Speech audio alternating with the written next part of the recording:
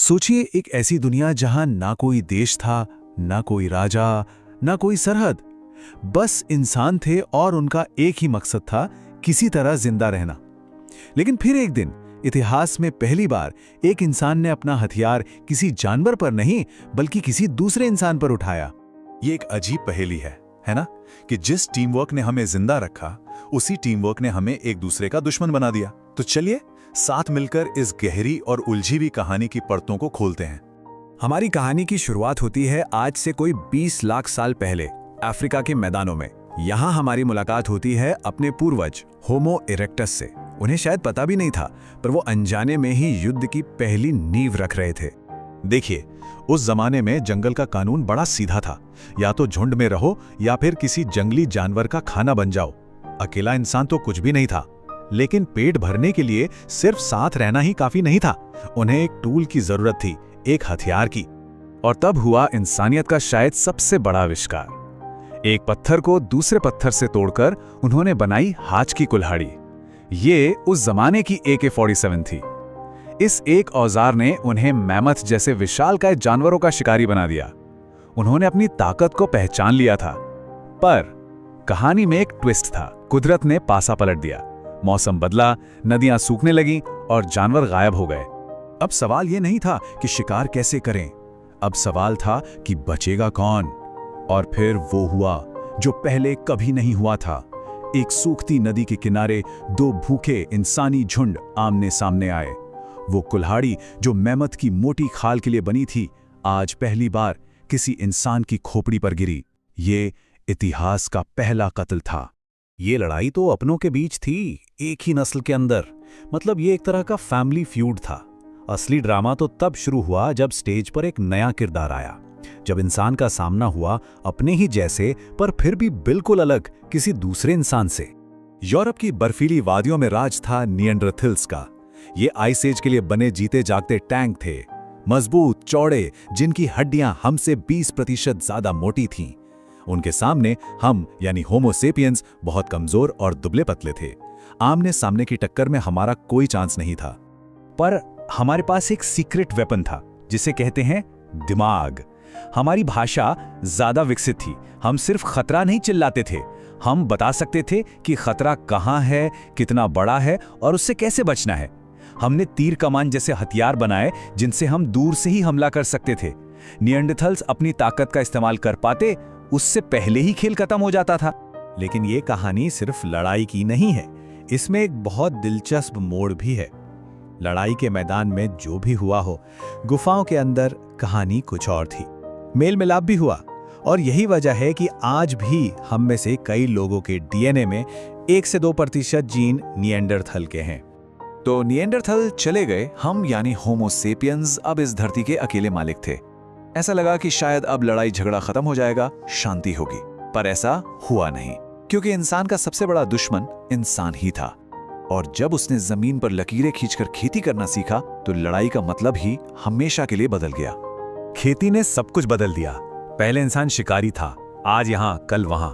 लेकिन खेती का मतलब था एक ही जगह पर टिकना, घर बनाना और सबसे जरूरी अनाज जमा करना। अचानक से प्रॉपर्टी का कॉन्सेप्ट आ गया, और जहां प्रॉपर्टी आती है वहां उसे खोने का डर भी आता है। इसी डर ने दुनिया की पहली दीवारें बनवाई, और उन दीवारों की हिफाजत के लिए पैदा हुए पहले सैनिक। वो लोग जिनका काम अब खेती करना नहीं, सिर्फ लड़ना था।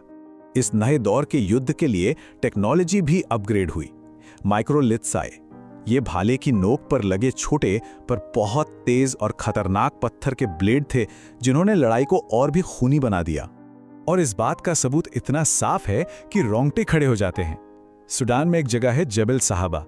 वहां 13,000 साल पुराने 61 कंकाल मिले हैं।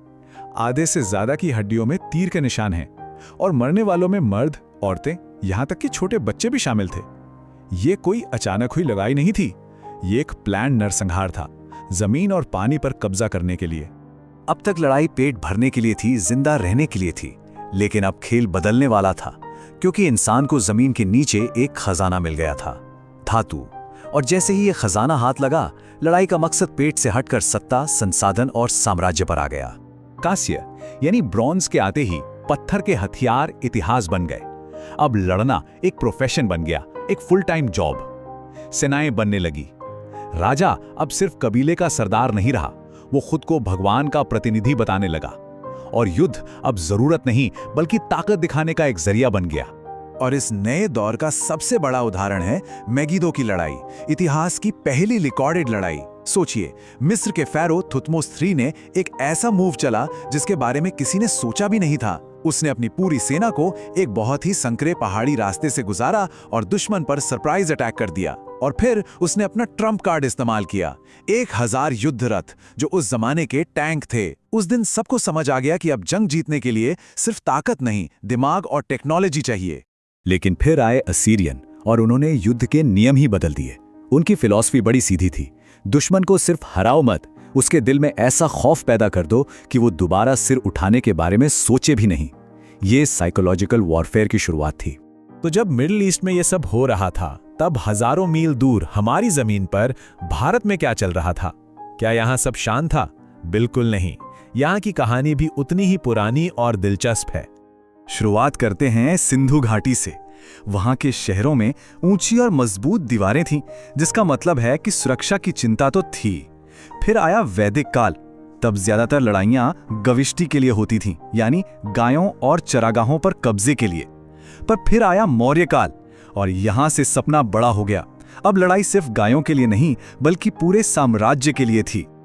और टेक्नोलॉजी के मामले में हम पीछे नहीं थे।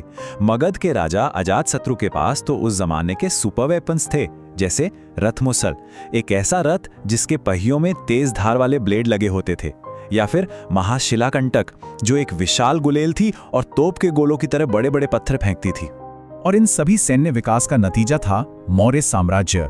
जब चाणक्य का दिमाग और चंद्रगुप्त की ताकत एक साथ आए तो उन्होंने न सिर्फ एक जालिम वंश का खात्मा किया बल्कि सिकंदर के जनरल सेल्यूकस को भी हरा दिया। और ये सब शुरू हुआ एक शपथ से, एक अपमान के बदले से।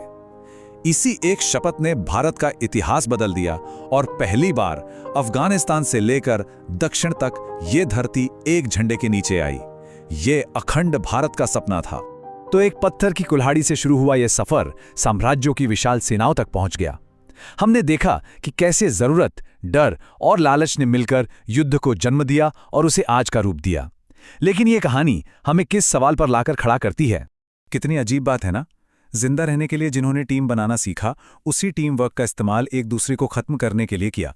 युद्ध ने हमारी नस्ल, हमारे समाज, हमारी दुनिया सबको बनाया है। सवाल यह है कि अगर अब तक हमारी कहानी युद्ध ने लिखी है, तो आगे का चैप्टर कौन लिखेगा?